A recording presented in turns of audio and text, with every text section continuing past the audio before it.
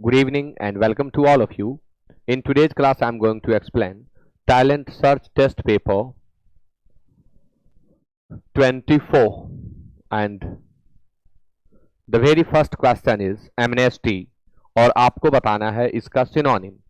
Amnesty means होता है सर्व क्षमा। जब समूह में लोगों को क्षमा कर दी जाती है, वे जो कुछ राजनीतिक अपराध किए होते हैं, पॉलिटिकल ऑफेंडर्स के लिए ही हम एमनेस्टी का यूज करते हैं। रिवॉर्ड मीन्स इनाम होता है। फ्रीडम आजादी। फ्रीडम का आप कमेंट करके एंटोनिम बता दें। पार्डन क्षमा और जेनेरोसिटी उदारता। तो एमनेस्टी एक क्षमा है जिसमें पॉलिटिकल ऑफेंडर्स को रिहाई दे दी जाती है। तो यहां हम पार्डन को सेलेक्ट करें, यानी 1 का आंसर सी होगा। Question number 2, शिष्टा। शिष्टा शब्द एब्स्ट्रैक्ट नाउन है। हल्की नींद, बहुत कम देर की नींद, जिसे आप झपकी कह सकते हैं, शिष्टा है। थोड़ी देर की नींद, खास करके दोपहर में खाना खाने के बाद जो थोड़ी देर की नींद लगती है उसे हम शिष्टा कहते हैं। नैप, नैप मीन्स झपकी। विजन दृष्टि, विजन मीन्स स्वप्न। सिस्टरहुड, अब सिस्टरहुड को हिंदी में क्या कहेंगे? A state of being a sister is called sisterhood.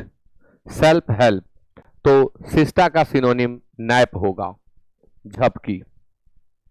Question number 3, टेनासस। Opposite word आपको बताना है टेनासस का। टेनासस मीन्स होता है दृढ़, दृढ़, अडिग, अडिग। यूजलेस बेकार। यूजलेस का आप सिनोनिम कमेंट करके बता दें। एमलेस लक्ष्यहीन, जिसका कोई लक्ष्य ही ना हो। इरेजोल्यूट, जिसमें अडिगता ना हो, जो अडिग ना हो।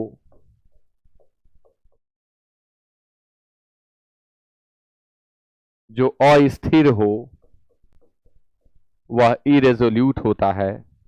और र्यूड असभ्य। तो टेनासस, टेनासस का हमें अपोजिट वर्ड देना है। टेनासस दृढ़ होता है, अडिग होता है। तो जो अडिग नहीं होता है उसे हम इरेजोल्यूट कहते हैं। और इसके पहले स्लाइड में मैंने आपसे प्रश्न पूछा था कि आप फ्रीडम का एंटोनिम बता दें, तो डिपेंडेंस होगा और स्लेवरी होगा। क्वेश्चन नंबर 4, शब्द है वल्नरेबल। वल्नरेबल वह होता है जो आघात में आ सके, जिसे घायल किया जा सके, वह वल्नरेबल है। वल्नरेबल का ऐसे हिंदी कमजोर भी होता है, लेकिन वल्नरेबल का वास्तविक अर्थ वही है कि जो सुरक्षित न हो, जिसे भेदा जा सके, जिस पर आक्रमण का प्रभाव हो सके, वह वल्नरेबल होता है। सुप्रीम सर्वोच्च। सुप्रीम का सिनोनिम एपेक्स होता है। डिसेंट विनीत, सुंदर, बहुत बढ़िया, पावरफुल, शक्तिशाली, और सेफ सुरक्षित। तो वल्नरेबल का एंटोनिम सेफ होगा। 4 का answer D. Question number 5, one word substitution. One who is recovering from illness, वह जो अस्वस्थता से स्वस्थता की ओर बढ़ रहा हो, जिसकी बीमारी ठीक हो रही हो, उसे क्या कहते हैं? क्योरिंग, नहीं होगा, क्योर का यह जेरन फॉर्म है। कन्वेलेसेंट आंसर बी होगा, कन्वेलेस वर्ब से यह बनता है। जिसकी तबीयत सुधर रही हो उसके लिए हम कन्वेलेसेंट का यूज करते हैं। रिट्रीवर खोए हुए चीज को प्राप्त करने वाला, और रिकवरर भी वही है, खोए हुए चीज को प्राप्त करने वाला। अब तबीयत में सुधार के लिए, अच्छे हो जाने पर रिकवरी का यूज भी करते हैं। घाव भर गया, वहां भी हम कहते हैं कि रिकवरी हो गई। कोई चीज गुम हो गई थी, मिल गई तो उसका रिकवरी हो गया। तबीयत से अगर कोई स्वस्थ हो रहा है तो उसके लिए आप कन्वेलेसेंट का यूज करें। 5 का आंसर बी होगा। रेक्यूपेरेट और कन्वेलेस ये सिनोनिम है। कन्वेलेस और रेक्यूपेरेट मीन्स होता है धीरे धीरे स्वस्थ होना। Question number 6, one who copies from other writers works, वह जो अन्य लेखकों, दूसरे लेखकों के लेखनी से चोरी करता है उसे क्या कहते हैं? नोवाइस, नौसिखिया, जो नया नया सीखना शुरू किया है, नौसिखिया। बाइलिंगुअल, द्विभाषी या दो भाषाओं में। प्लेगियरिस्ट, साहित्य की चोरी करने वाला, साहित्य की चोरी करने वाला, और रिकवरर जो रिकवर कर रहा हो। तो यहां आंसर प्लेगियरिस्ट होगा। 6 का आंसर सी होगा। अब आप बताएं प्लेगियरिस्ट का एब्स्ट्रैक्ट नाउन क्या होगा? प्लेगियरिस्ट का एब्स्ट्रैक्ट नाउन क्या होगा? कमेंट कर दें। Question number 7, go places. Go places एक इडियम है जिसका प्रयोग उस व्यक्ति के लिए होता है जिसे लगातार सफलता मिलती जा रही है, जो एक के बाद दूसरी सफलता, तीसरी सफलता, यानी जिसके लाइफ में सफलता की सीरीज है, उसके लिए हम यूज करते हैं गो प्लेसेस। ऐसे तो लिखेंगे सफल होना, लेकिन यह सीरीज को व्यक्त करता है। बी मेटेरियलिस्टिक, भौतिकवादी होना। B greedy, be successful. तो आंसर सी होगा। मैंने आपसे कहा था कि प्लेगियरिस्ट का एब्स्ट्रैक्ट नाउन बता दें। प्लेगियरिज्म होगा। साहित्य की चोरी को हम प्लेगियरिज्म कहते हैं, और जो प्लेगियरिज्म के एक्ट को कमिट करता है उसे हम प्लेगियरिस्ट कहते हैं। गेट इन वंस हेयर, नाक में दम कर देना। गेट इन वंस हेयर का अर्थ होगा नाक में दम कर देना। तुमने तो मेरे नाक में दम कर दिया है। You have got in my hair. तो नाक में दम करना यानी परेशान कर देना, तंग कर देना। Bother and make one very angry. तो 8 का आंसर ए होगा। 8 का आंसर ए होगा। Question number 9, the weather has been awful and it's getting dash. Grammar के रूल के अनुसार गेटिंग, ग्रोइंग, बिकमिंग, मच तथा फार के बाद हमेशा कॉम्परेटिव डिग्री का प्रयोग करते हैं। तो the weather has been awful, बहुत खराब, बेकार, विभत्स, बुरा को हम ऑफुल कहते हैं। एंड वेदर पहले से ही खराब रहा है और अब और खराब हो रहा है। तो गेटिंग, ग्रोइंग, बिकमिंग, मच तथा फार के बाद कॉम्परेटिव डिग्री का यूज करते हैं। इनमें से कॉम्परेटिव में कौन है? तो सी है, वर्स। इसलिए 9 का आंसर सी होगा। Question number 10, you dash leave your suitcase there, it's dangerous. खतरनाक है वहां अपने सूटकेस को छोड़ना, यानी तुम वहां अपने सूटकेस को न छोड़ो। तो आप डजंट तो लिख नहीं सकते हैं। You are not allowed to, you need not leave, you can't leave your suitcase there. तुम वहां अपना सूटकेस नहीं छोड़ सकते, नहीं छोड़ सकते। इट्स डेंजरस, यह खतरनाक है। अब आप कहेंगे नॉट अलाउड टू और नीडेंट भी तो हो सकता था। नीड जरूरत को बताता है, यहां जरूरत का सेंस नहीं है। तुम्हें अनुमति नहीं है, अनुमति है, ऐसी क्या बात है इसमें? कोई सूटकेस छोड़ना ना छोड़ना ये तो किसी पर्सनल के निर्णय पर डिपेंड करता है। तो यू कांट लीव योर, नहीं छोड़ सकते। 11 में अरेंजमेंट है, आप इसे पढ़ें और आंसर दें। क्वेश्चन नंबर 11 आपके सामने और प्रश्न है, it's early morning in the desert. बात मरुभूमि की है और समय सुबह का है। Chief Omar steps out of his tent. Omar नाम के व्यक्ति जो चीफ हैं अपने तंबू से बाहर निकलते हैं, स्टेप आउट करते हैं। And pulls his long wool cap closely around him. और वो जो वूल का एक बड़ा सा कपड़ा अपने शरीर के ऊपर रखे हुए हैं उसे राउंड कर लेते हैं। मतलब ठंड अधिक है इसलिए वो उलन कपड़े को से अपने शरीर को पूर्णतः ढक लेते हैं। कैप कपड़ा है, वह कपड़ा, वह चादर टाइप का चादर। The morning is cold, Q से भी हम शुरू कर सकते हैं, पी से भी हम शुरू कर सकते हैं। He hears voices in the tent. Tent में वो वॉइसेस को सुनते हैं। टेंट में कुछ आवाज उन्हें सुनाई पड़ती है। किसकी बात हो रही है? ही किसके लिए लग रहा है? चीफ ओमर के लिए। Everyone is getting up early, हर कोई सुबह सुबह जग रहा है। For the nomads are going to move their camp, इसलिए कि जो नोमैड्स हैं, जो यायावर हैं, जो बंजारे हैं, वे अपने कैंप को छोड़कर जा रहे हैं।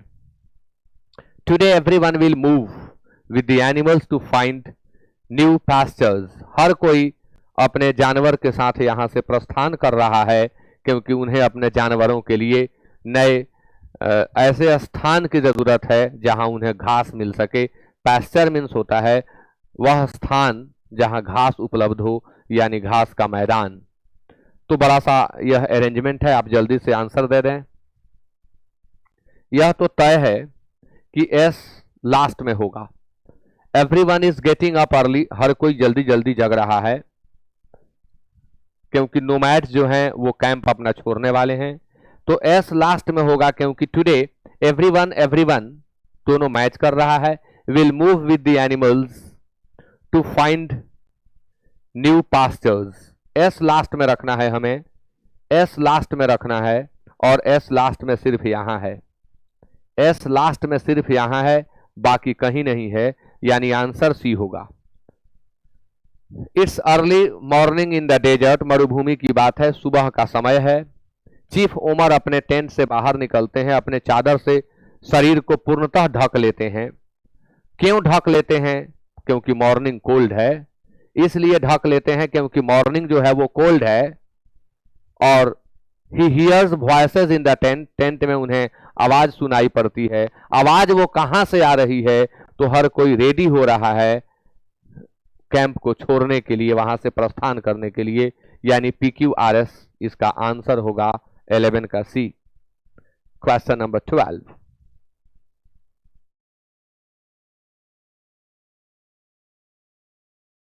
One way of destroying the mosquitoes is by spraying. मच्छरों को समाप्त करने का एक तरीका है स्प्रे करना, छिड़काव करना। 1 नंबर। अब इसके बाद 2 नंबर में क्या दें?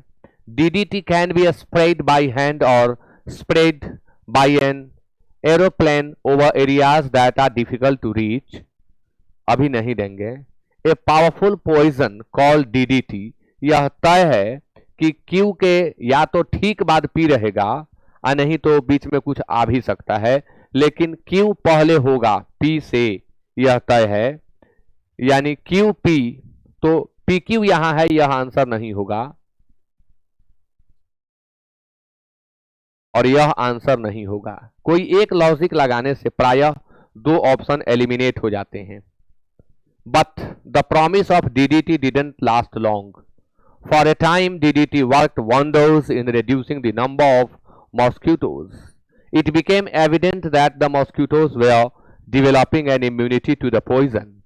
यह भी सत्य है और जाहिर है, स्पष्ट है, ऑब्वियस है, एविडेंट है कि मॉस्किटोज अपने अंदर ऐसे इम्यूनिटी को बूस्टअप कर लिए हैं कि अब उन्हें डीडीटी स्प्रे से कुछ होता नहीं है। अब आप जल्दी से आंसर दे रहे हैं, ए और डी तो होगा ही नहीं, या तो क्यू से शुरू कर लेना है, नहीं तो एस से शुरू कर लेना है। चर्चा हुई है स्प्रेइंग की। स्प्रेइंग हम किसे करेंगे? तो यहां पर कहा जा रहा है a powerful poison called DDT, यानी 1 नंबर के बाद 2 नंबर यही होगा, और क्यू से शुरू करेंगे तो आंसर सी ही होगा। डीडीटी की चर्चा यहां आगे बढ़ाई जा रही है, यानी क्यू के बाद पी होगा और फिर एस होगा, फिर आर होगा, जो कि मैं आपको समझा चुका हूं। फिर वही कहां से आ गया, सेम चीज। Question number 13, 10 new members have been enrolled. 10 नए सदस्यों की नियुक्ति हुई है, को शामिल किया गया है, एंड 7 रिजाइंड। अब यहां 2 बातें हैं। इनरोलमेंट किसी दूसरे के माध्यम से होता है, रेजिग्नेशन स्वतः खुद से होता है। तो यहां पर पैसिव की जरूरत है, लेकिन 7 लोगों ने रिजाइन किया है, तो यहां वर्ब गायब है, 7 हैव रिजाइंड लिखना होगा और आंसर हो जाएगा सी, 7 के बाद हैव चाहिए। Question number 14, I am hearing someone at the door. I am hearing someone at the door. He और she, love, like, hate, detest जैसे कुछ वर्ब हैं जिनमें आईएनजी का प्रयोग करने से हमें बचना होता है। तो या तो आई हैव हर्ड लिख दें, और नहीं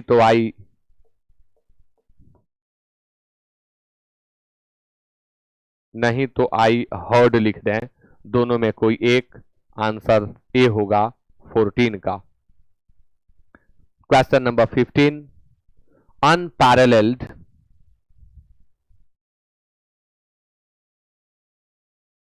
अनपैरेलल्ड आंसर ए होगा, करेक्टली स्पेल चूज करना है।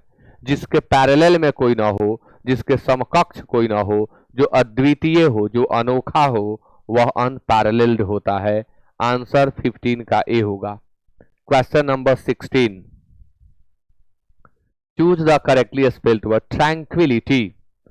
ट्रैंक्विलिटी, ट्रैंक्विलिटी आंसर ए होगा। ट्रैंक्विलिटी मीन्स होता है शांति। ट्रैंक्विलिटी मीन्स शांति, पीस और कामनेस इसका सिनोनिम होगा। 16 का A. Question number 17, they are being beaten by mosquitoes all over. इसका हमें एक्टिव वॉइस बनाना है। They are being beaten by mosquitoes all over, तो mosquitoes are biting them all over. Mosquitoes are biting them all over होगा, यानी 17 का answer A होगा। Question number 18, indirect speech बनाएं। जिम सेड शैली, I have finished the job. तो शैली जो है ना, जिम सेड का ही पार्ट है। इनडायरेक्ट में बदलते समय एक साथ कर लेंगे, यानी जिम टोल्ड शैली that he had finished the job.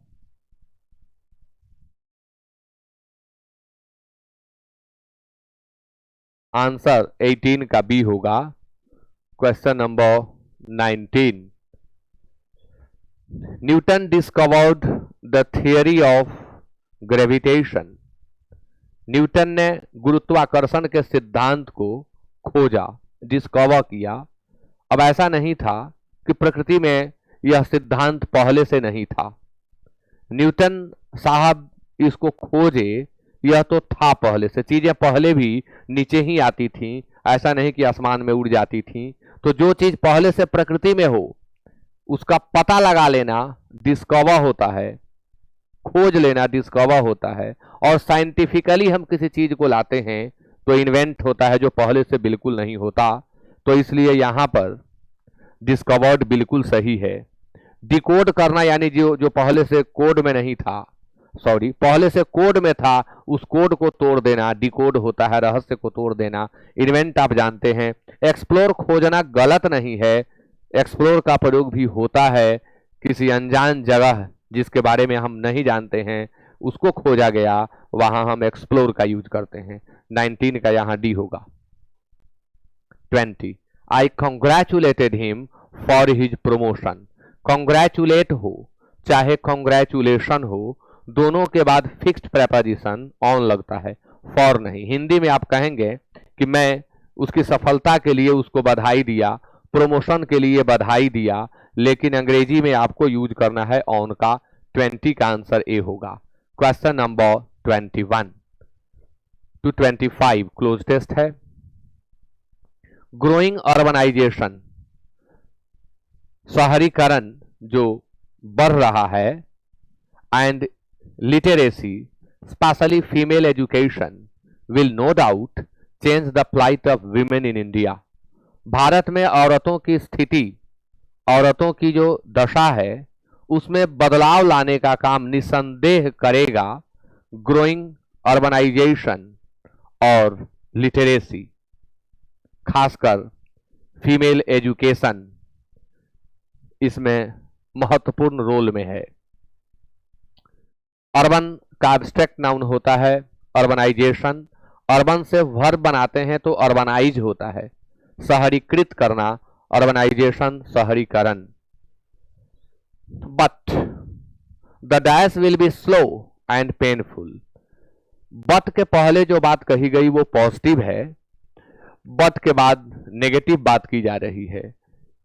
निश्चित तौर पर यानी कोई संदेह नहीं कि खास तौर पर फीमेल एजुकेशन और शहरीकरण साथ साथ साक्षरता औरतों की स्थिति में बदलाव लाएगा, लेकिन dash will be slow and painful, यह जो बदलाव होगा यह बहुत स्लो होगा और कष्टदायक होगा। तो मेथड, किसी क्वेश्चन वगैरह को सॉल्व करने का जो तरीका होता है, साइंटिफिकली अगर हम कुछ सॉल्व करते हैं तो उसे एक मेथड में हम लेकर के चलते हैं।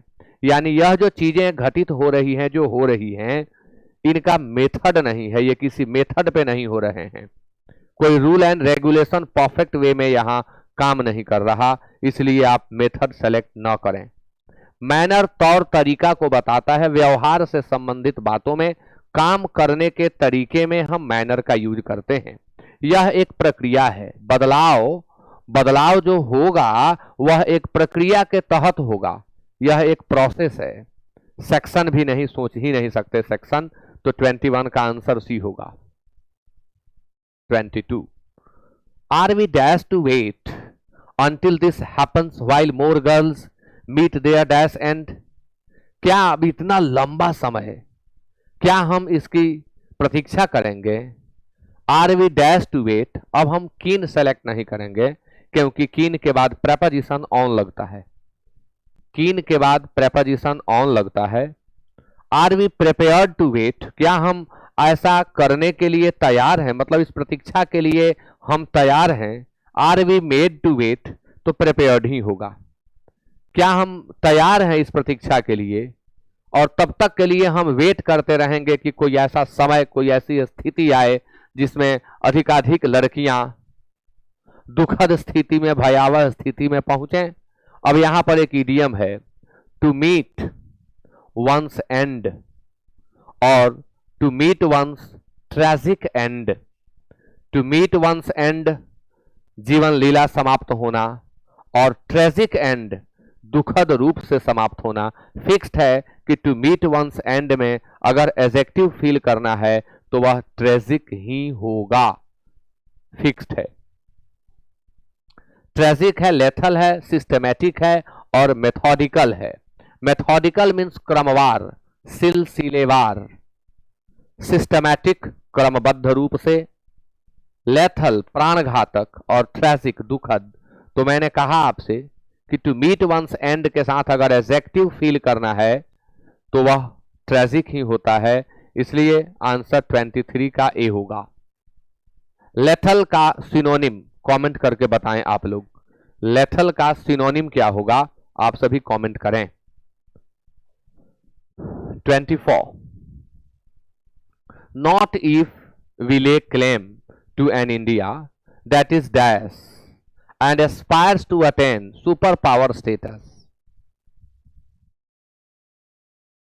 वह भारत, अब यहां इंडिया के पहले एन लिखने का मतलब वह भारत दैट इज डैश, जो डैश है, जो ग्रो कर रहा है, जो साइन कर रहा है, जो कॉम्पीट कर रहा है, जो प्लॉड कर रहा है। प्लॉड मीन्स होता है भारी कदमों से चलना, यानी कुछ दूर की यात्रा करने के बाद जब आदमी थक जाता है तो भारी कदमों से चलता है, स्लो स्लो अपने कदम बढ़ाता है, उसे हम प्लॉडिंग कहते हैं, प्लॉड वर्ब से बना है। आपने इस पैसेज में क्या देखा, चर्चा किसकी हुई, ग्रोइंग अर्बनाइजेशन की, और ये कहां घटित हो रहा है, भारत में, तो इसलिए यहां हम ग्रोइंग का प्रयोग करेंगे। नॉट इफ वी ले क्लेम, हम दावा करते हैं, टू एन इंडिया, उस भारत का, दैट इज ग्रोइंग, जो ग्रो कर रहा है, and aspires to attain super power status, और वह सुपर पावर के स्टेटस को प्राप्त करने की एस्पिरेशन रखता है, यानी इच्छा रखता है। एस्पायर का एब्स्ट्रैक्ट नाउन होता है एस्पिरेशन।